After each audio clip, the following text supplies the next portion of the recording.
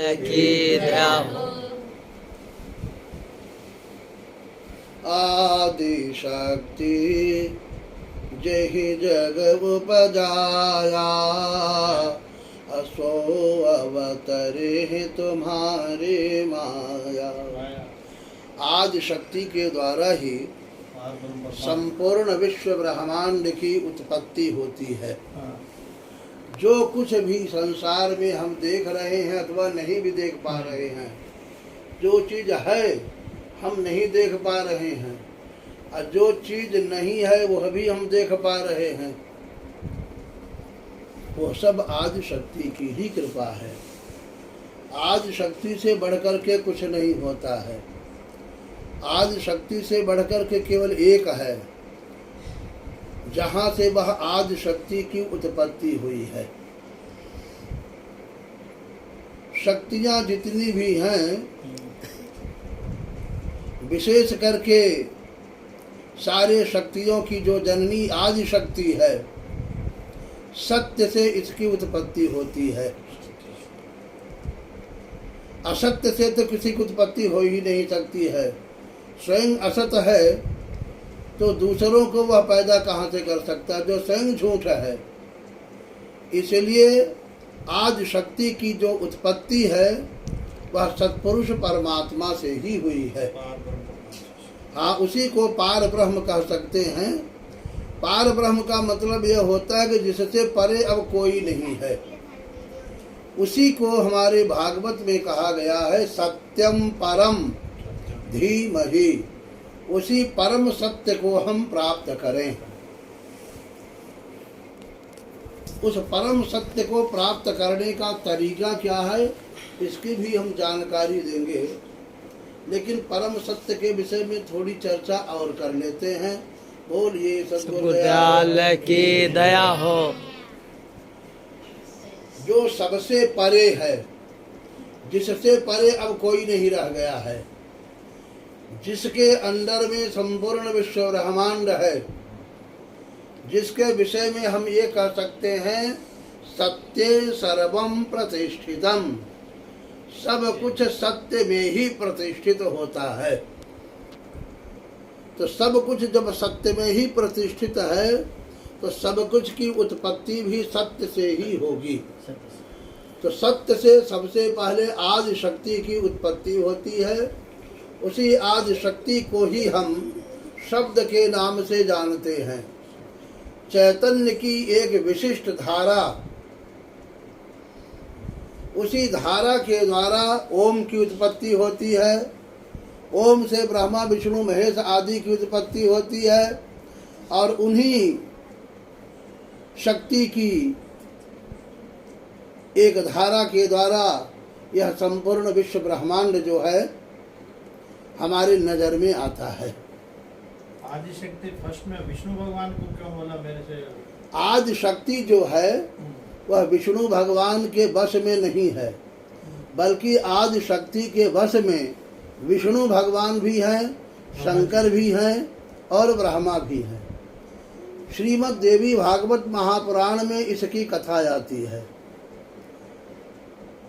संत महात्माओं को अथवा जो भी व्यासपीठ पर बैठता है, उसकी ये जिम्मेदारी होती है कि बिना प्रामाणिक बात कोई नहीं कहे। गीता में आया हुआ है, तस्मात् शास्त्रम प्रमाणम ते कार्या कार्य व्यवस्थित। किसी भी कार्य अथवा अकार्य में शास्त्र ही प्रमाण होता है। शास्त्र क्या है? हमारे महापुरुषों के अनुभव हैं। जो कुछ महापुरुषों ने अनुभव किया अंदर में, उसी को जितना व्यक्त हो सकना चाहिए उतना उन्होंने व्यक्त कर दिया। लेकिन जिसको व्यक्त नहीं कर सकते हैं, जो केवल अनुभूति का ही विषय है, जिसके लिए श्रीमद् भागवत में प्रहलाद के द्वारा दैत्य बालकों के लिए उपदेश देने के क्रम में बताया गया है। दैत्य बालकों ने प्रहलाद जी से पूछा, तुम्हारा वह परमात्मा कैसा है? गोरा है कि काला है? 2 हाथ वाला है कि 4 हाथ वाला है? प्रहलाद जी कहते हैं कि केवलानुभवानंद स्वरूप परमेश्वर, श्रीमद् भागवत महापुराण। केवलानुभवानंद स्वरूप परमेश्वर, उस परम पुरुष परमात्मा का जो स्वरूप है उसको केवल हम अनुभव कर सकते हैं, वह मन वाणी का विषय नहीं है। इसीलिए गोस्वामी तुलसीदास जी महाराज ने भी लिखा कि मन वाणी ते अगम अगोचर, राम स्वरूप तुम्हार बचन अगोचर बुद्धि पर। हे राम, आपका जो स्वरूप है वह वाणी का विषय नहीं, अगोचर इंद्रियों का भी विषय नहीं है, वह बुद्धि का भी विषय नहीं है। जब मन का, बुद्धि का, वाणी का विषय नहीं है तो केवल वह हमारे अनुभव में आने वाला होता है। अब उस अनुभव की बात के लिए एक बात कही गई है। सूरदास जी महाराज ने अपने सूर सागर में लिखा है, जिस प्रकार से एक गूंगा व्यक्ति है और उसको बढ़िया रसगुल्ला खिला दिया जाए, उसके पसंद की कोई मीठी चीज़ खिला दी जाए और उससे पूछा जाए कि कैसा रहा, क्या स्वाद है इसका, तो सिवा मूड़ी हिलाने के वह कुछ व्यक्त नहीं कर सकता है। उसी प्रकार से जिसने उस परम पुरुष परमात्मा के स्वरूप की अनुभूति किया है वह केवल यही कह सकता है कि भाई आप भी उसका अनुभव करके आनंद ले लीजिए। उसको हम जबान से बोल नहीं सकते हैं। इसीलिए उपनिषदों में आया है, यथो वाचो निवर्तन्ते, जहाँ से वाणी लौट करके चली आती है, जहाँ पर वाणी की गम नहीं होती है। तो ऐसा जो वह परम पुरुष परमात्मा है वह सत्य ही है, इसीलिए उसको सत्य पुरुष कहा जाता है। उसी का एक नाम सतपुरुष भी है, क्योंकि वह सत्य है। सत्य की क्या परिभाषा है? जो एक जैसा हर समय रहता है, उसमें कोई अदलाव बदलाव नहीं होता है, उसका कोई मापदंड भी नहीं है, अनंत है, उसमें कमी बेसी कभी नहीं होती है, एक जैसा हर समय रहता है। इसी को शास्त्रों की भाषा में कह सकते हैं कि पूर्णमदः पूर्णमिदं पूर्णात् पूर्णमुदच्यते पूर्णस्य पूर्णमादाय पूर्णमेवावशिष्यते। वह परमात्मा पूर्ण है। उस पूर्ण में से अगर कुछ निकाल भी दिया जाए तो अभी पूर्ण ही रह जाता है, उसमें जोड़ दिया जाए तो भी वैसे के वैसे रहता है, उसमें कोई न घटोत्तरी होती है और न बढ़ोत्तरी होती है। जैसे उसी परम पुरुष परमात्मा के द्वारा आदि शक्ति प्रकट हुई, उस आदि शक्ति के द्वारा संपूर्ण विश्व ब्रह्मांड की उत्पत्ति हुई, जो हमारी कल्पना में भी नहीं आ सकता है। लेकिन उस विराट सत्पुरुष परमात्मा के यहाँ से कोई कमी नहीं हुई कि उसमें कुछ कम हो गया होए, और न ही ये विश्व ब्रह्मांड उसमें समाहित हो जाए तो उसमें कोई बढ़ोतरी होने वाली है। ऐसे ही परम पुरुष परमात्मा को पूर्ण कहा गया है। तो उसी पूर्ण परमात्मा के द्वारा आदि शक्ति प्रकट हुई है। लेकिन प्रकट हुई है तो हमको क्या लाभ हो रहा है, हम कैसे उसकी अनुभूति करें, ये जानना जरूरी है। इस बात की जानकारी करीब करीब सभी पुराणों में है, लेकिन विशेष करके देवी भागवत और मार्कंडेय पुराण में इसकी चर्चा आती है। मार्कंडेय पुराण में उसी का एक लघु रूप दुर्गा सप्तशती है। लोग घरों में नवरात्रि के समय में वाचा करते हैं, पाठ किया करते हैं, केवल पाठ कर लेते हैं। दुर्गा सप्तशती से संबंधित जो विशेष बातें हैं उसको कभी जानने का प्रयास नहीं करते हैं। आज हम चूँकि नवरात्रि अभी अभी व्यतीत ही हुई है, तो उस नवरात्रि के विषय में चर्चा करते हुए हम आदि शक्ति के प्राकट्य की चर्चा करते हैं।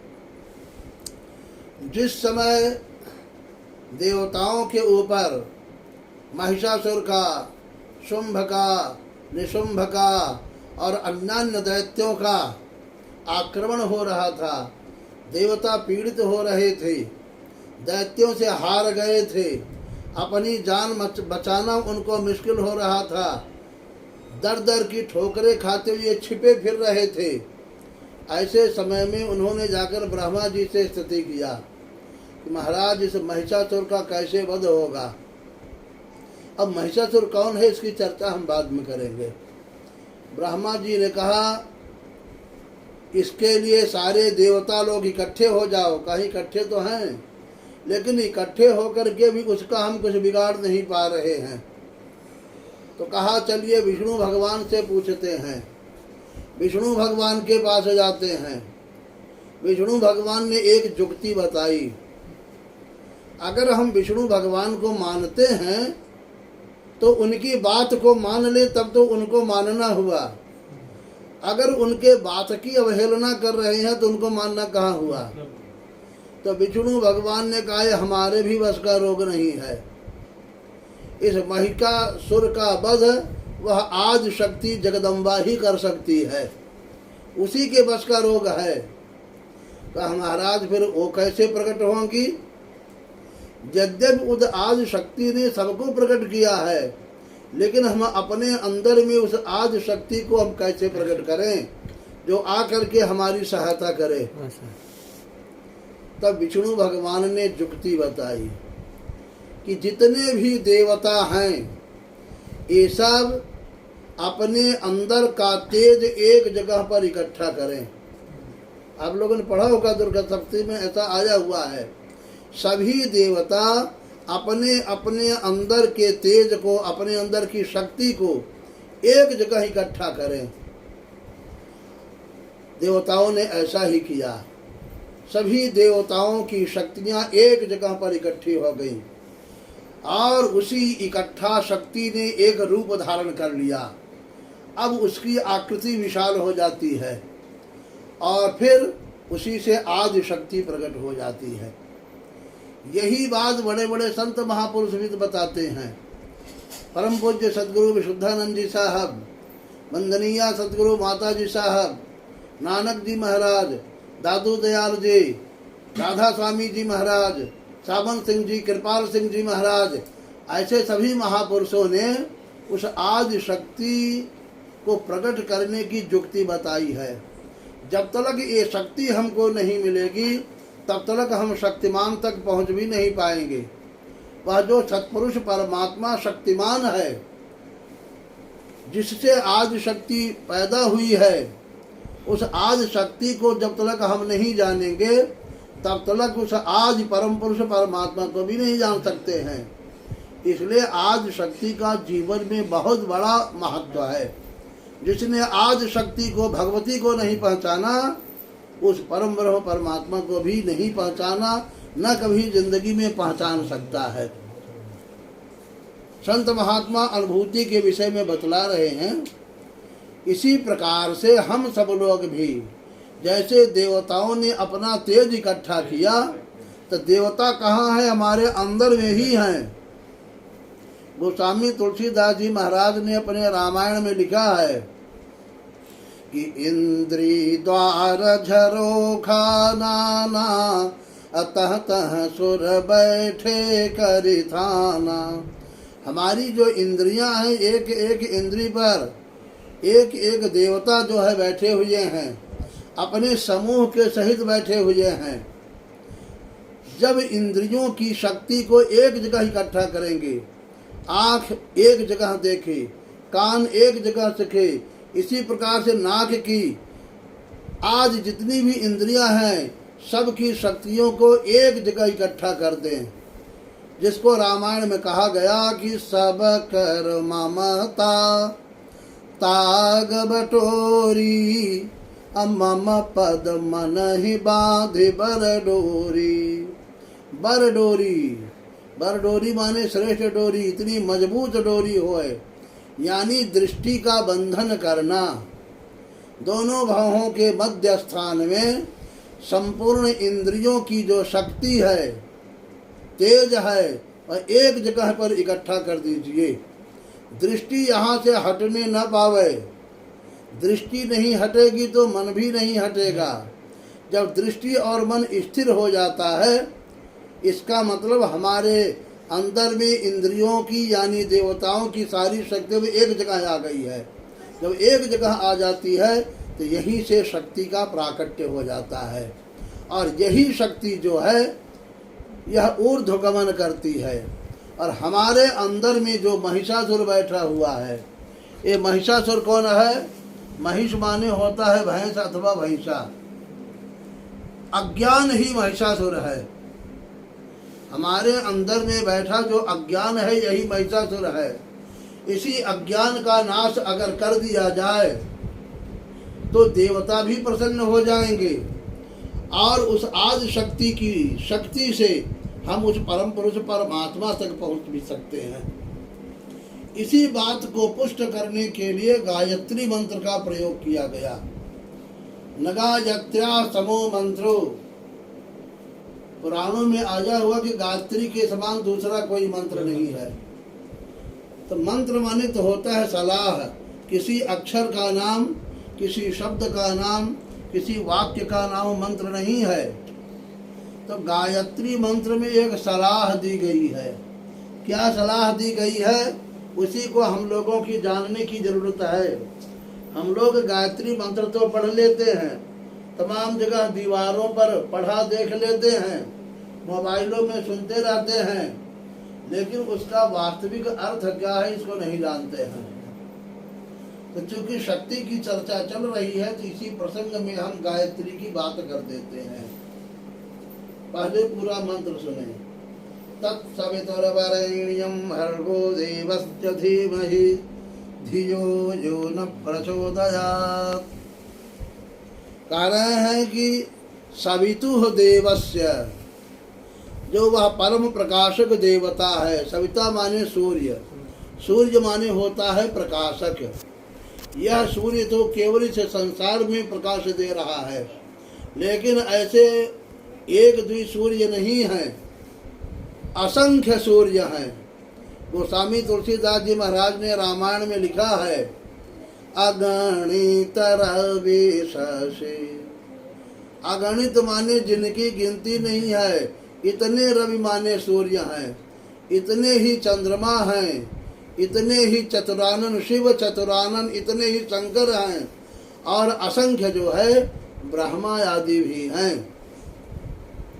तो इन सभी सूर्यों को भी जो प्रकाशित करने वाला है, असंख्य सूर्यों का भी जो प्रकाशक है, उसको दृष्टि में रखते हुए इस मंत्र को लिखा गया कि वह सबकर परम प्रकाशक जो जी, संपूर्ण विश्व ब्रह्मांड का जो प्रकाशक है, वह जो सविता देवता है, परम प्रकाशक देवता है, उसका वरेण्यम भर्गः, वर्ण करने योग्य, भर्ग माने जो तेज है, यानी उससे निकली हुई एक जो धारा है, किरण है। कैसे? जैसे सूर्य है। अगर सूर्य तक पहुंचना है हमको, कोई ऐसी जुगती हमको मिल जाए कि सूर्य की किरण हमारे हाथ में आ जाए, उसको हम पकड़ लें, तो वह किरण हमको परमात्मा तक, सूर्य तक पहुंचा देगा। उसी प्रकार से वह जो वर्ण करने योग्य उस परम पुरुष परमात्मा की चैतन्य की जो धारा है, यानी आज शक्ति की जो धारा है, अगर वह हमारे पकड़ में आ जाए तो उस आदि शक्ति का संबंध आदि पुरुष से है, परमात्मा से है। यह आदि शक्ति हमको परमात्मा तक पहुंचा देगी। तो सवितुः देवस्य, उस परम प्रकाशक परमात्मा का, तद्वरेण्यं भर्गः, वह जो वर्ण करने योग्य धार है, तेज है, उसको हम धीमहि प्राप्त करें। अब कैसे प्राप्त करेंगे यह तो संत बताएगा, जुक्ति, इसमें जुक्ति नहीं बताई गई है। उसको हम प्राप्त करें तो उसको कैसे प्राप्त करेंगे, जैसा भी हमने बताया, भ्रवोर मध्य प्राणमावेश सम्यक सतम परम पुरुषम अपैते दिव्यम। दोनों भावों के मध्य स्थान में दृष्टि को रोक करके, मन को शांत करके, सारे इंद्रियों का तेज जहाँ पर इकट्ठा हो जा रहा है, वही पूंजीभूत इकट्ठा हुआ तेज जो है एक विशाल शक्ति के रूप में प्रकट हो जाता है, और वही जो शक्ति है वो हमको शक्तिमान आदि पुरुष तक पहुंचाने वाला है। ये हमारे अंदर में आदि शक्ति के प्राकट्य की चर्चा मार्कंडेय पुराण में, देवी भागवत में और एक लघु ग्रंथ जो है दुर्गा सप्तशती में दिया गया है। यही बात संत महापुरुष बता रहे हैं, यही इन ग्रंथों में व्यास जी महाराज बतला रहे हैं। लेकिन ये तो निर्विवाद सत्य है कि जब तक भगवती की आराधना नहीं होगी, आदि शक्ति की आराधना नहीं होगी, उस चैतन्य के धारा की आराधना नहीं होगी, उसको नहीं जानेंगे, तब तक उस आदि पुरुष तक नहीं पहुंच सकते हैं। तो इसी चैतन्य की धारा को कहा गया आदि शक्ति। वही वर्ण करने योग्य तेज है, दूसरा कोई नहीं। न वह पेड़ से मिलेगा, न पाथर से, न पानी से, न पहाड़ से, न तीर्थ से, न मूर्त से। इसीलिए कहा गया न गायत्र्या समो मंत्रो, गायत्री के समान कोई मंत्र नहीं है। इसका नाम गायत्री क्यों पड़ा है इसको भी हम बता देते हैं। इसीलिए इसका नाम गायत्री पड़ा है, जो अभी हम व्याख्या बताने वाले हैं। इसमें किसी गायत्री देवी का वर्णन नहीं है। यहाँ जो गायत्री रखा गया, इसका मतलब गाह त्रायते थी गायत्री। गाह माने इंद्रियों को, गो शब्द है जिसका होता है गाय अथवा इंद्री। इसी के बहुवचन में द्वितीय विभक्ति के गाह बनता है। गौह गावो गावह, गाम गावो गाह। तो हमारी इंद्रियों को की जो रक्षा करने वाली शक्ति है उसी को गायत्री कहा जाता है। गाह त्रायते या सा गायत्री हमारी इंद्रियों को जो संरक्षित करने वाली है, बचाने वाली है। यहाँ बचाने का मतलब यह है कि इन जो हमारी इंद्रियां विषयों के दलदल में फंस करके कमजोर हो रही हैं, इनकी रक्षा तभी होगी जब हमारे अंदर ये इंद्रियां परमार्थ की ओर मुड़ जाएं। जो इंद्रियां विषय की ओर चल रही थी, यही इंद्रियां अगर परमार्थ की ओर आ जाएं तो हमारा काम बन जाए। तो परमार्थ क्या है, कैसे है, उसी के विषय में बतलाया गया कि जो तेज हमारे अंदर सारे देवताओं का, हमारे पूरे शरीर के अंदर के जो तेज है, जब इकट्ठा हो जाता है, पूंजीभूत हो गया, उससे जो एक शक्ति हमारे अंदर प्रकट हुई, बस इसी धार को पकड़ने की आवश्यकता है। इसी के लिए कहा गया कि धीमहि, इसी भर्ग को, इसी तेज को हम धारण करें। लेकिन ये व्याख्या और कोई नहीं बताएगा, क्योंकि यह अनुभव की बात है। गायत्री मंत्र भी अनुभव की बातें हैं। ये केवल बोलने का नहीं है कि मोबाइल में बोल दो तत्सवितुर्वरेण्यं भर्गो देवस्य धीमहि धियो यो न प्रचोदयात्। गाते गाते मर जाओगे, कोई लाभ नहीं मिलने वाला है। वह तो हमको सलाह दी गई, लेकिन सलाह हम जो सलाह दी गई उसको मान नहीं रहे हैं, कर नहीं रहे हैं, उसको गा रहे हैं। अब जैसे हमको कोई ये बता दे कि देखिए हैदराबाद में एक बहुत बड़ा पहलवान है, वो गुंडा है, अगर उसके पास चले जाओ ना, सारे नेता उसको सलामी मारते हैं, वो तुम्हें हर प्रकार से संरक्षित कर देगा, आपका कोई बाल बांका नहीं कर सकता है। ये किसी ने हमको सलाह दिया। अब वही सलाह हम रटना चालू कर दें। हैदराबाद में एक गुंडा है, अब उसके पास चले जाओ, और उसके पास तो विधायक, सांसद, मंत्री सब आते हैं, तो रटते रहो, जाओ ना उसके पास, तो भैया का तुम बच पाओगे? बोलिए सदगुरुदयाल की। ये रटने का विषय नहीं है, सलाह मान लेने का है। आप उसके पास जाइए, अपनी समस्या बताइए, उसके समझ में आ जाता है तो आपको वह शरण दे देगा, बचा लेगा।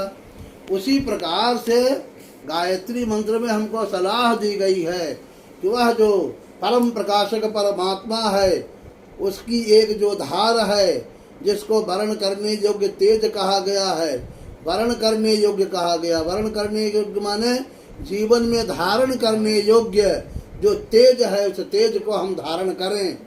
हम धारण नहीं कर रहे हैं, इसीलिए हमको सिखाया गया उस तेज को हम धारण करें। तो कैसे करेंगे उसकी जुक्ति बताई गई कि सम आसनयासीनः समकाजो यथा सुखम हस्तौ उत्संग आधाय स्वनासाग्र कृतेक्षणः। भागवत का श्लोक है।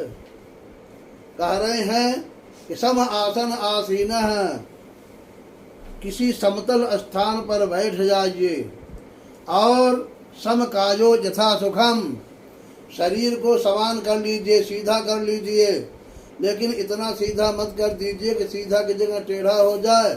ध्यान उस तेज का करना है, लेकिन हमारा ध्यान तो रीढ़ की हड्डी पर पड़ जाए। हाँ, और फिर क्या करें, हस्तौ उत्संग आधाया, हथेली को गोदी में रख लेना चाहिए, बाई हथेली पर दाहिनी हथेली को ऐसे रख लेना चाहिए। स्वनासाग्र कृतेक्षणः, नासा का जो अग्रभाग है, मूल भाग है, अग्रभाग का मतलब यहाँ से नहीं है, मूल भाग से मतलब है, क्योंकि दूसरे जगह भी भ्रुवोर मध्य प्राणमावेश सम्यक की बात कही गई है, इसलिए यहाँ नासा के मूल को माना जाएगा। तो दोनों भावों का जो मध्य स्थान है, तो नासाग्र कृतेक्षणः, अपनी दृष्टि को यहीं पर जमा दीजिए। और इंद्रियार्थेषु विषयाकृष्य तन्मनः, इन इंद्रियों का जो विषय है बाहर का, इन विषयों से मनसाकृष्य तन्मनः, इसको अंदर से खींच लीजिए, एक जगह इकट्ठा कर दीजिए और फिर देख लीजिए कि आपके अंदर वह आदि शक्ति जो है, जिसका संबंध उस परम पुरुष परमात्मा से है, वो कैसे नहीं प्रकट हो जाती है। फिर आपके अंदर एक दिव्य धारा प्रवाहित होगी। विशेषता क्या है, पहचान क्या है, उस धारा में खिंचाव है। बोलिए सद्गुरुदयाल की दया हो। जब वह धारा शक्ति इकट्ठी हो जाती है तो वह ऊर्ध्वगमन करती है, और ऊर्ध्वगमन के साथ में जब आत्मा का उस शक्ति से, आदि शक्ति से संबंध बन जाएगा, तो वह भी उड़ करके साथ में चला जाएगा। शरीर नहीं, आत्मा की उड़ान होती है। कैसे उड़ जाती है, जैसे हम हवाई जहाज में बैठ जाएं, तो हमको नहीं उड़ना है, हवाई जहाज उड़ेगा तो हम भी उड़ जाएंगे। इसी प्रकार से चैतन्य की वह शक्ति जिसकी चर्चा हम कर रहे हैं, वो उसकी उड़ान होती है, उसकी चढ़ाई होती है। जब आत्मा उसको पकड़ लेता है, उससे संबंध बना लेता है, तो उसी चैतन्य की धार के साथ में आत्मा भी उधर की ओर जाती है जिधर वह धार ले जाती है। कहाँ ले जाएगी वह धार? जहाँ से आई हुई है। कहाँ से आई हुई है? उस सत्पुरुष परमात्मा से आई हुई है, क्योंकि सत्य सर्वम प्रतिष्ठितम, संपूर्ण शक्तियाँ जो हैं सत्य में ही प्रतिष्ठित हैं, असत्य में प्रतिष्ठित नहीं हैं। इसलिए उसी धारा को पकड़ने की बात गायत्री मंत्र में कही गई कि सवितुः देवस्य तद्वरेण्यं भर्गः धीमहि। अगर उसको धारा को हम पकड़ लेंगे, उसको हम प्राप्त कर लेंगे, तब क्या होगा? कह रहे धियो यो न प्रचोदयात्। धियः माने बुद्धि को, न माने हम सब लोगों की बुद्धि को, चैतन्य को, प्रचोदयात माने प्रेरित करती है अपनी ओर। हमने बताया आकर्षण है उसमें, जो हमारी बुद्धि को अपनी ओर आकर्षित कर लेता है। कौन कर लेता है? वह चैतन्य महापुरुष। किसके द्वारा? उसी चैतन्य की धारा के द्वारा, उसी आदि शक्ति के द्वारा। यह माने जो परम पुरुष परमात्मा है, वह सविता देवता है। नह धियः हमारी बुद्धि को प्रचोदयात माने अपनी ओर प्रेरित कर लेता है। एक गायत्री मंत्र में सलाह दी गई, तो गाह त्रायते माने हमारे इंद्रियों को जो सुरक्षित करने वाली है, स्वस्थ बनाने वाली है, मजबूत जो बनाने वाली शक्ति है, इसलिए स्त्रीलिंग होने के नाते उसको गायत्री कहा गया। अब ये बात तो अंदर में संत महापुरुषों ने अनुभव में जो आई बात, उसको समझाने का प्रयास किए, लेकिन हम लोगों ने अब एक देवी की मूर्ति बनाना चालू कर दिया। वो साधना तो दिए छोड़, और हम मिट्टी की मूर्ति बनाए, फिर कागज में एक फोटो बनाए, अब चांदी के लोग बनवाने लग गए हैं, सोने के बनवाने लग गए हैं, और चाह रहे हैं कि उस परमात्मा तक पहुंच जाएं। नहीं होगा। ये तो भाई नहीं होगा। उसी प्रकार से असंभव है जिस प्रकार से असली सांप को समझाने के लिए हम एक नकली सांप का चित्र बना दें अथवा मूर्ति बना दें, रबड़ का ला करके रख दें समझाने के लिए, और असली सांप तो हमसे दूर है और उस नकली को ही सब कुछ मान बैठे हैं, तो उसका जहर तो चढ़ने वाला नहीं है, उसके काटने से आपकी मौत भी नहीं होने वाली है, क्योंकि आप तो नकली की आराधना कर रहे हैं ना। उसी प्रकार से एक समझाने की दृष्टि से प्रतीक के रूप में ये देवी की बात कही गई, शक्ति की बात कही गई, लेकिन वह शक्ति हमारे अंदर में है, उस चैतन्य की धारा ही वह शक्ति है। उसी शक्ति से हमको अपना संबंध बनाना था, लेकिन दुर्भाग्य रहा कि उसको हमने पहाड़ पर टांग दिया है। पहाड़ पर क्यों टांगा? अंदर में बताया गया कि वह जो शक्ति है वह हमको ऊपर की ओर ऊंचाई पर ले जाती है। ऊंचाई को कैसे समझाया गया कि जैसे एक पहाड़ है उसका शिखर है, वो समझाने के लिए।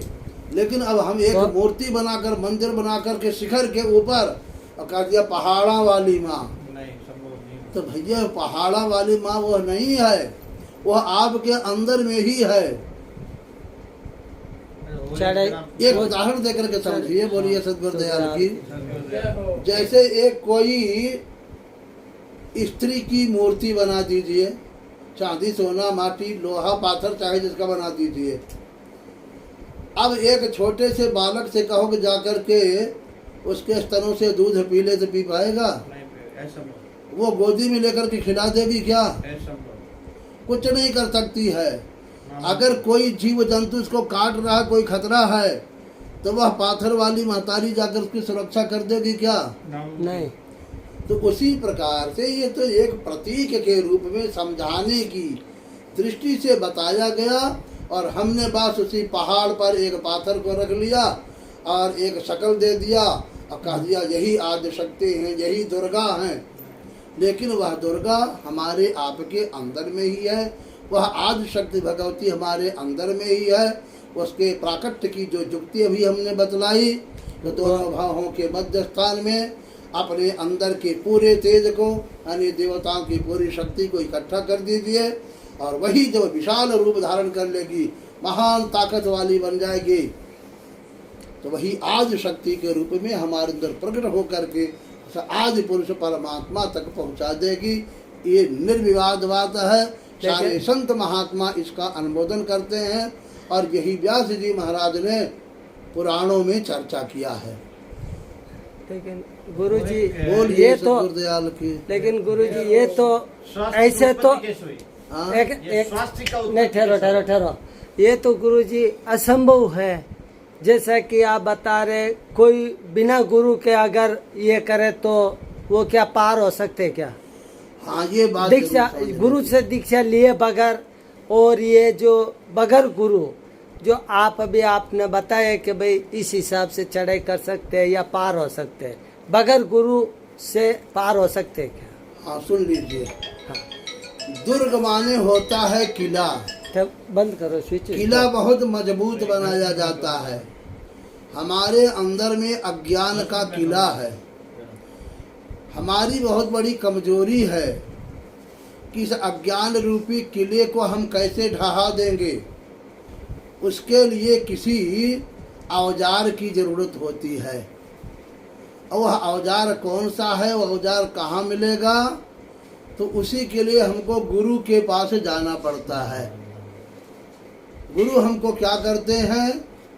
तो भागवत में इसकी एक चर्चा आई हुई है कि एवं गुरुपासन जैक भक्त्या विद्या कुठारे नशिते नधीरः विवृश्च जीवाश्रयमप्रमत्तः संपद्य चात्मानमसत्यजात्रम्। एवं माने इस प्रकार से अगर उस सत्पुरुष परमात्मा तक हमको पहुंचना है, उस आदि शक्ति की कृपा प्राप्त करनी है, उससे संबंध बनाना है, तब के लिए कह रहे हैं कि गुरु की उपासना रूपी एकमात्र भक्ति के द्वारा प्राप्त तेज धार वाली ज्ञान रूपी कुठार को प्राप्त करके ज्ञाता ज्ञान ज्ञेय ध्याता ध्यान ध्येय की जो त्रिपुटी है और जीव भाव को काट करके वह चिदानंद रूप शिवोहम अपने स्वरूप में स्थित हो जाता है। इसके लिए एक भेदी गुरु की आवश्यकता होती है। इसीलिए गोस्वामी बाबा ने लिखा रामायण में कि मरमी सज्जन सुमति कुदारी ज्ञान विराग नयन उरगारी। मर्मी माने भेदी, सज्जन माने संत जन। जब तक जीवन में कोई भेदी संत जन नहीं मिलेंगे, वैसे भेषधारी तो बहुत मिलेंगे जो कहेंगे कि हम परिक्रमा लगा लेंगे पेड़ की, हम तर जाएंगे, किसी पाथर की परिक्रमा लगा लेंगे, हम तर जाएंगे। इन संतों की बात नहीं कर रहे हैं। गोस्वामी बाबा अनुभवी महात्मा हैं, इसलिए कर रहे हैं मरमी, कोई भेदी होना चाहिए। जब तक भेदी नहीं होगा, भेदी माने इसी आदि शक्ति और आदि पुरुष की अनुभूति जिनको नहीं हुई होगी वो इसकी चर्चा नहीं कर पाएंगे। ऐसा भेदी संत महापुरुष जब तक नहीं मिलेगा। इसलिए गोस्वामी बाबा ने बहुत बढ़िया चौपाई लिखी है इसी अनुभव के विषय में कि सो बिनु संत न काहू पाई अस मम भगति भगत सुखदाई। लेकिन सो बिनु संतन काहू पाई सोई जानई जही देहु जनाई अजानत तुम ही होई जाई। भेदी संत का मिलना जरूरी है। बिना संतों के आज तक किसी ने नहीं जाना है, और जिसको संतों ने जना दिया वह परमात्मा ही संत रूप में होता है। परमात्मा ऐसे भेदी संत महापुरुषों को ताकत देता है, जिस ताकत के बल पर वो ऐसे जो जिज्ञास प्राणी हैं उनको युक्ति और शक्ति देता है। फिर आप लगन पूर्वक उसमें लगेंगे, भक्ति करेंगे तो परमात्मा आपको मुक्ति देगा। 4 बातें हैं, युक्ति, शक्ति, भक्ति और मुक्ति। युक्ति और शक्ति गुरु महाराज देते हैं। लगन से काम आपको करना है, भक्ति आपको करना है, फिर परमात्मा आपको मुक्ति दे देता है। तो गुरु बिनु होई के ज्ञान, ज्ञान के होई विराग बिनु गावहि वेद पुराण सुख की लहिया हरि भगति बिनु। ये निश्चय है कि चाहे कोई ब्रह्मा के बराबर हो जाए, चाहे कोई विष्णु और शंकर के बराबर हो जाए, लेकिन जब तक जीवन में कोई भेदी गुरु नहीं मिलेगा, शब्द बताने वाले, तब तक भेदी माने अंदर का भेद बताने वाला, वही चैतन्य की धारा को पकड़ाने वाला कोई संत नहीं मिलेगा, गुरु नहीं मिलेगा। जब तक उस आदि पुरुष को, परम पुरुष परमात्मा को हम प्राप्त नहीं कर सकते हैं। जो बिरंचि शंकर सम होई, बहुत बढ़िया गोस्वामी बाबा ने लिखा है। गुरु बिनु भवनिधि तरजी की कोई, जो बिरंचि शंकर सम होई। अब आप कहोगे क्या शंकरों के कोई गुरु थे, ब्रह्मों के कोई गुरु थे? जरूर गुरु थे, बोलिए सतगुरुदयाल की दया। कुछ लोग ये कहते हैं इनके माँ बाप ही नहीं थे, इनके गुरु कहाँ से हो जाएंगे? जब इनके माँ बाप नहीं हैं, इनको स्वयंभू बता दिया, कितनी बड़ी अज्ञानता है ये हमारे अंदर की। जी इनके गुरु की क्या कल्पना करोगे? हमारे भागवत में इनके माँ बाप ही नहीं, इनके बाप के बाप के बाप की चर्चा आई हुई है। नहीं आई है। ये आदि शक्ति का उत्पत्ति है। आदि शक्ति की बात बता रहा हूँ। आदि शक्ति से ही ओम पैदा हुआ है, ओम से तीनों पैदा हुए, और ओम से ब्रह्मा विष्णु महेश पैदा हुए हैं। इन सब के माता पिता चाहे जो कुछ भी कर लिए, आदि शक्ति है। इसी आदि शक्ति को शब्द के नाम से जाना गया है, चैतन्य की धारा के नाम से जाना गया है। इसी बात को कबीर साहब ने कहा है, कोई बोले अधर में बोलवाओ, कोई बोले अधर में बोलवाओ, यही बोलवाते तेने देव भय, यही बोलवाते तेने देव भय, ब्रह्मा विष्णु महेशवा, कोई बोले अधर में बोलवा हो। तो हमारे अंदर में जिस चैतन्य की धारा की बात कर रहे हैं, उसकी ये दो विशेषताएं हैं। एक तो उसमें आवाज आ रही है, इसी को बोल कहा गया है, इसी को नाम कहा जाता है। और दूसरी विशेषता है कि उसमें प्रकाश हो रहा है, प्रकाश और आवाज। नाम रूप दुई, नाम रूप, नाम माने आवाज, रूप माने प्रकाश। नाम रूप दुई ईश उपाधि, और अकथ अनादि सुसा मुझी साधि। नाम और रूप ही दुई पंखे हैं, वहां तक पहुंचने वाली जो शक्ति है, जिसको हम आदि शक्ति कह रहे हैं, मानो उसके दुई पंख हैं। मानो वह कौन है? नाम और रूप की। हमारे अंदर में प्रकाश भी हो रहा है और आवाज भी हो रही है। इसी आदि शक्ति की यही पहचान है। बस वही धारा हमको मिल जाए।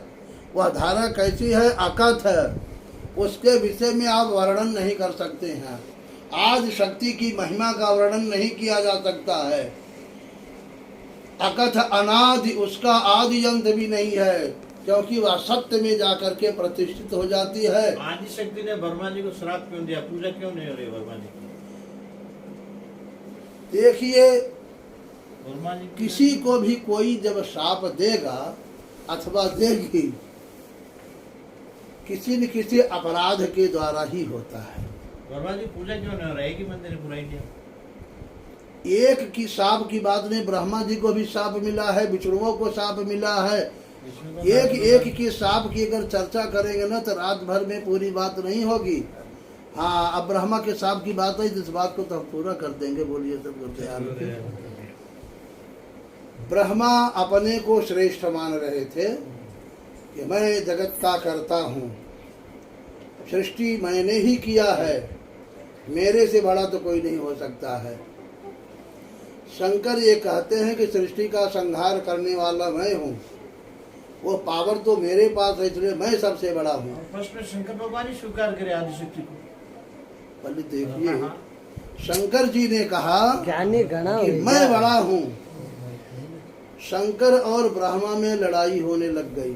बोलिए सतगुरुदेव की दया हो। कहीं पर ये आता है कि विष्णु और ब्रह्मा में लड़ाई हो गई। सुनिए बात, बावन पुराण की कथा नहीं कैसे हो जाएगी? हमने सारे पुराणों को पढ़ा है, नहीं का तो कोई सवाल ही नहीं है। ब्रह्मा और विष्णु की आपस में लड़ाई हो गई। अब निर्णय कौन करे? ब्रह्मा कहते हैं कि मैंने सृष्टि किया, मैंने बड़ा। विष्णु ने कहा तुमने सृष्टि जरूर किया, लेकिन तुम्हारी सृष्टि मैंने किया है। कहा मैं नहीं जानता हूँ तुमको। निर्णय कौन करे? तो आया कि शंकर जी महाराज तब आ जाते हैं दोनों की लड़ाई के बीच में समझौता करने के लिए। क्या बात है? ये बात है। अच्छा, तो हम बता देते इसमें कौन बड़ा है। भाई महाराज बताइए। तो उन्होंने एक चैतन्य की वही आदि शक्ति को प्रकट किया। आदि शक्ति को प्रकट किया जो प्रकाशमान, जैसे खंभा होता है ऐसे ही एक प्रकाशमान तेज पुंज पैदा किया और कहा जाओ इस तेज पुंज के एक छोर का पता तुम लगाओ और दूसरे छोर का पता तुम लगाओ। वही आदि शक्ति है। इसी को ज्योतिर्लिंग कहा जाता है। मैं भी इसी ज्योतिर्लिंग की आराधना करता हूँ, शंकर जी कह रहे हैं। इसी के और छोर का पता लगाकर जो पहले आ जाएगा बस वही श्रेष्ठ माना जाएगा। ब्रह्मा और विष्णु दोनों पता लगाने के लिए चल दिए। विष्णु तो पता लगा नहीं पाए, ब्रह्मा ने सोचा कहीं विष्णु जल्दी नहीं आ जाए, पता लगा करके वो न श्रेष्ठ बन जाए, इसलिए हम झूठ बोल देते हैं चल करके कि हमने पता लगा दिया, जल्दी पहुंच जाए। लेकिन ये शंकर बहुत होशियार है और कहेगा कि क्या प्रमाण है, तो कोई न कोई हमको प्रमाण देना पड़ेगा ना। इसलिए प्रमाण के रूप में 2 लोगों को उन्होंने लिया। गो माता को समझाया कि देव गो माता, तुम शंकर जी के पास चल करके कह देना कि इन्होंने छोर का पता लगा लिया, मैं वहीं पर थी, मेरे सामने की बात है, साक्षी बना लेगा। साक्षी। गो माता ने कहा वो शंकर जी सब कुछ जानते हैं, अंतर्यामी। अंतर्यामी हैं, उनको पता चल जाएगा तो हमको भस्म कर देंगे। अरे कहा मैं सृष्टि करने वाला हूँ, मैंने तुम्हारी सृष्टि किया है, मैं तुम्हारी पुनः सृष्टि कर दूंगा, फिर मेरा भी तो कुछ पावर है ना, मैं देख लूँगा। मेरी तरफ से तुम चल करके गवाही दे दो। लेकिन एक गवाही कोई गवाही नहीं होती है। केतकी के फूल को लिया, कहा तुम चल करके शंकर जी के सामने गवाही दे दो कि मेरे सामने की बात है, इन्होंने छोर का पता लगाया। केतकी ने भी अपना डर पैदा किया, बताया कि शंकर जी हमको भी भस्म कर देंगे। कहा रे उसकी चिंता तुम क्यों करते, मैं सृष्टि करता हूँ ना, मैं सब कुछ बात बना लूँगा, केवल तुम गवाही दे दो। इन दोनों को गवाही के रूप में लेकर के गए। पूछा शंकर जी ने, कहो जी पता लगा लिया? अरे हमारे लिए कौन सी बड़ी बात है, बोलिए सदगुरुदयाल की। झूठ बोल दिया। कहा प्रमाण? कहा प्रमाण ये साक्षात हमने 2 लाए हैं। ये कौन है? ये गो माता हैं और ये हैं केतकी के फूल, इससे पूछ लीजिए, इनके सामने की बात है, ये भी वहीं पर मौजूद थे। शंकर भगवान ने सोचा कि गो माता की पहुंच वहां कहाँ हो जाएगी, बोलिए सदगुरुदयाल, ये कैसे वहां पर पहुंच गई? और ये ओल फूल वो भी केतकी का वहां पर कैसे पहुंच जाएगा, इनकी कहाँ से कम हो जाएगी? जिसको आज तक मैंने पूरा का पूरा पता नहीं लगाया, ये गो माता और ये केतकी का फूल वहां पर पहले से विराजमान है। झूठ तो बोल रहा ये ब्रह्मा और केतकी और गो माता भी, लेकिन कुछ बोले नहीं। उसके बाद विष्णु भगवान आ गए। क्यों जी तुमने पता लगाया? कहा महाराज हमारे बस का रोग नहीं है, मैंने खूब पता लगाया, लेकिन इसका और छोर हमको कहीं मिला नहीं। विष्णु भगवान को तो आशीर्वाद दिया कि जाओ तुम जगत पूज्य हो जाओगे, जगह जगह तुम्हारे मंदिर बन जाएंगे, क्योंकि तुमने सत्य का आश्रय लिया है। और ब्रह्मा को फिर हड़काया। कहा ब्रह्मा अब सत्य बोल दो, तुमने पता नहीं लगाया है, अब तुम्हारे एक एक गवाह से भी हम कड़ाई से पूछताछ करते हैं। क्यों गो माता? सत्य बोल देना, नहीं भस्म कर दूंगा, मेरी तीसरी आंख खुल जाएगी। वो माता ने कहा महाराज सही बात यह है कि उन्होंने पता नहीं लगाया, इन्होंने हमको जबरदस्ती जो है यह कहने के लिए उकसाया, मैंने झूठ बोला है। आप देखो ये गवाह तुम्हारा मुकर गया। अब केतकी तुम साफ साफ बता दो। कहा सरकार अब बात आ गई है तो हम भी सही बता दे रहे हैं कि इन्होंने पता नहीं लगाया है। कहा 2 गवाह मुकर गए, अब तुम भी मुकर जाओ, सीधे साफ बताओ क्या तुमने पता कर लिया है?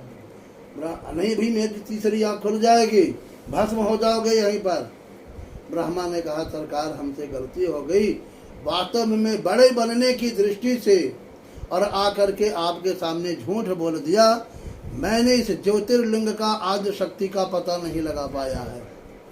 कहा जब नहीं लगा पाया है तो मैं तुझको शाप दे रहा हूँ, जाओ अब दुनिया में तुम्हारा न कहीं मंदिर होगा, न तुम्हारी कहीं पूजा होगी, न तुम्हारी कोई ऐसी कथा संत महात्मा करेंगे जिससे कि तुम्हारी मान प्रतिष्ठा बढ़े।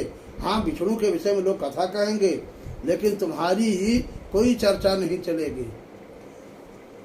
तब ब्रह्मा ने कहा महाराज फिर तो हमारे इतने बड़े देवता बनने का, सृष्टिकर्ता बनने का कोई मतलब नहीं रह जाएगा, तो हमारी कोई पूजा नहीं होगी। माने सबका पितामह मैं, सबकी सृष्टि करने वाला, अब मेरी ही निंदा हो, मेरी पूजा न होए, तो महाराज इससे अच्छा तो हमको मौत दे दीजिए, बोलिए सदगुरुदयाल की। कोई न कोई तो हमारी आखिर पूज्यता के विषय में आप जुक्ति बताइए। कहा जाओ एक स्थान तुम्हारा भी भारतवर्ष में रहेगा, वो पुष्कर में। तो पुष्कर में ब्रह्मा जी का मंदिर है और वहाँ जाकर के लोग दर्शन करते हैं। लेकिन इस कथा को भी तो जानते हैं कि किस कारण से ब्रह्मा जी को शाप मिला। ये आदि शक्ति के अपमान का फल है। पता नहीं लगा पाए और झूठे कह दिया कि हमने पता लगा दिया। और वह शंकर जी ने उसी ज्योतिर्लिंग को अपने अंदर में जिसकी अनुभूति कर रहे थे उसको प्रकट किया। और लोग अज्ञानी लोग कहने कि यही शंकर जी प्रकट हो गए। बोलिए सद्गुरुदेव की दया। यद्यपि वह शंकर ही है, शंकर होती शंकर है, जो सम्माने कल्याण, जो कल्याण करने वाला हो। तो कल्याण करने वाला कौन है? वही ज्योतिर्लिंग ही, वही आदि शक्ति ही कल्याण करने वाली है। दूसरे किसी में ताकत नहीं है और वह आदि शक्ति हमारे अंदर में ही है। इस प्रकार से ब्रह्मा जी को शाप मिला हुआ था। आगे चल करके विष्णु को भी कहीं शाप मिला हुआ है। कैसे मिला है? अब ये सब एक आध सप्ताह की जब पुनः अब आगे छोड़ो कई साधन करो। ये नारद तो एक सामान्य पूरा घटना ज्ञान करो। अब है सुबह नारद एक सामान्य घटना के क्रम में आते हैं। नारद कोई मुख्य घटना के क्रम में नहीं आते हैं। विष्णु को बहुत जगह शाप दिया है। आदि शक्ति ने शाप दिया है। स्वास्थ्य का उत्पत्ति कैसा हुआ? ये स्वास्थ्य अब शक्ति के विषय में अगली बार बताएंगे क्योंकि समय ज्यादा हो रहा है। 11 बजे आदि शक्ति ने विष्णु को भी शाप दिया है और विष्णु का मस्तक कट गया था। और वही है ग्रीव के नाम से फिर अवतरित होते हैं। बोलिए सद्गुरुदेव की। इस प्रकार से आदि शक्ति यानी सत्य की धारा की जो भी अवहेलना करेगा वो शापग्रस्त जरूर बनेगा। हम सब लोग भी उसी आदि शक्ति की अवहेलना कर रहे हैं। वह आदि शक्ति बाहर में नहीं, हमारे अंदर में है। अब स्वस्तिक क्या है, अब इन सब विषय में बताने में एक आध घंटे का समय लगेगा। अगली बार जब आएंगे पुनः एक सप्ताह का कार्यक्रम होगा और पहले दिन से ही प्रश्न चालू हो जाए और 7 दिन तक लगातार प्रश्नोत्तर चलता रहेगा और सारी बातों को समझाया जाएगा। पिछली बार भी 7 दिन का कार्यक्रम हुआ। हमने ये कहा कि जिसको जहाँ से पूछना हो पूछ ले। लोगों ने पूछताछ किया भी और उसको बताया भी गया। अभी 4 दिन तक सत्संग उधर होता रहा हिमायतनगर में रामस्वरूप जी के यहाँ। तो एक दिन का सार्वजनिक था, बाकी इसी प्रकार से पास पड़ोस के लोग इकट्ठे हो जाते थे। कल भी सत्संग हुआ था, आदो वहाँ पर हुआ था। कौन सा है वो? प्रकाशी भाई। हाँ, उनके प्रकाशी। ठीक है, मैं अब इसको तो इस प्रकार से कहने का मतलब है हाँ। ये बहुत बड़ा प्रसंग है। हरि अनंत, हरि कथा अनंता। उस परम पुरुष परमात्मा का अंत नहीं है तो उसके कथा का भी कोई अंत नहीं है। और समय पा करके हम सब लोग स्वास्तिक के विषय में भी, स्वस्थ माने भी कल्याण ही होता है। स्वस्थ ते प्रतलमस्त चिराजमस्तु, हम लोग ऐसा आशीर्वाद में ब्राह्मणों के द्वारा कहते सुनते देखा है। तो स्वस्थ माने भी कल्याण की बात है। फिर स्वस्थ करो तो स्वास्थ्य का स्वास्थ्य का उत्पत्ति। हाँ, उसकी उत्पत्ति, इन सब की चर्चा हम अपनी कथा प्रसंग में रखेंगे। बोलिए सद्गुरुदेव की।